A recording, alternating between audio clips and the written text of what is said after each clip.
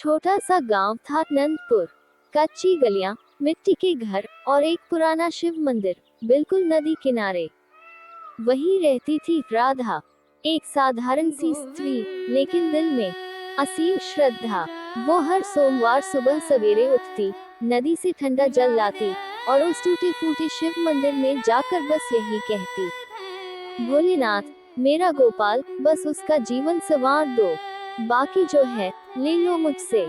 क्या माँ की मन्नत में दम होता है, या सच में भगवान हर पुकार सुनते हैं?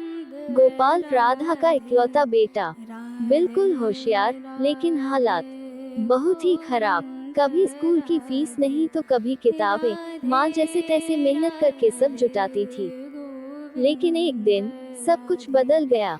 राधा अचानक बुरी तरह बीमार पड़ गई। गोपाल भागता भागता डॉक्टर के पास गया, लेकिन जवाब मिला, इलाज तो होगा, पर पैसों के बिना नहीं। गोपाल चुप हो गया। क्या करे, कहाँ जाए? उसकी आंखों में बस एक ही सवाल था, हे शिव जी, अब क्या करूं मैं? उसी हफ्ते गांव में महाशिवरात्रि आई। मंदिर में कथा, भजन, आरती, सारा गांव जुटा। गोपाल ने सोचा, मैं सेवा करूंगा, मंदिर साफ करूंगा, लोगों को पानी पिलाऊंगा, बस भगवान मेरी माँ को ठीक कर दे। 7 दिन तक वो बिना थके सेवा करता रहा। कभी घंटा बजाता, कभी फूल सजाता। लोग पूछते, क्यों कर रहा है ये सब? वो बस मुस्कुरा कर कहता, माँ के लिए और भगवान के लिए। छठे दिन रात को कथा के बीच एक अजनबी साधु मंदिर में आए। उनकी आंखों में चमक थी और चेहरे पर शांति।